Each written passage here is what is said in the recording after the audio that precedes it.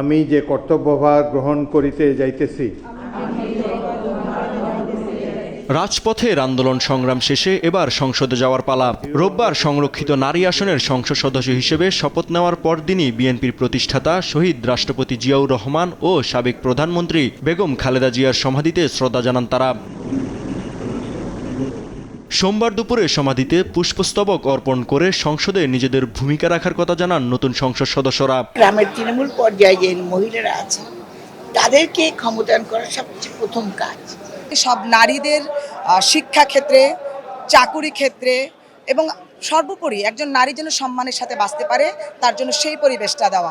গণতন্ত্রকে পুনরুদ্ধার করার জন্য আমি আমার সংসদে কথা বলতে তুলে ধরেন নিজেদের কর্মপরিকল্পনা, প্রতিশ্রুতি দেন গুরুত্ব দেবেন নারী এবং শিশুদের অধিকার রক্ষা ও সামাজিক বৈষম্য দূর করতে ভূমিকা রাখার। সামনের দিকে এগিয়ে চলার জন্য গণতন্ত্রের যা যা প্রয়োজন সেই প্রয়োজন অনুযায়ী একজন আইন প্রণেতা যা কাজ করে আমি সেই কাজ করার চেষ্টা করব।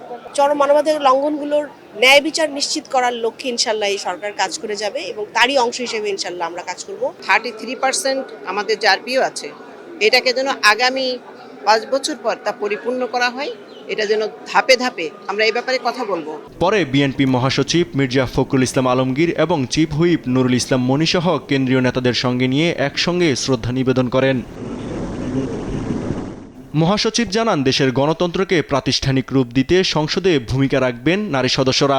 তারা বাংলাদেশে গণতন্ত্রকে প্রাতিষ্ঠানিক রূপ দিতে জাতীয় সংসদকে কার্যকরী করার ক্ষেত্রে জাতীয় সংসদকে সত্যিকার অর্থেই সকল কর্মকাণ্ডের কেন্দ্রবিন্দু পরিণত করতে তারা তাদের ভূমিকা রাখবেন।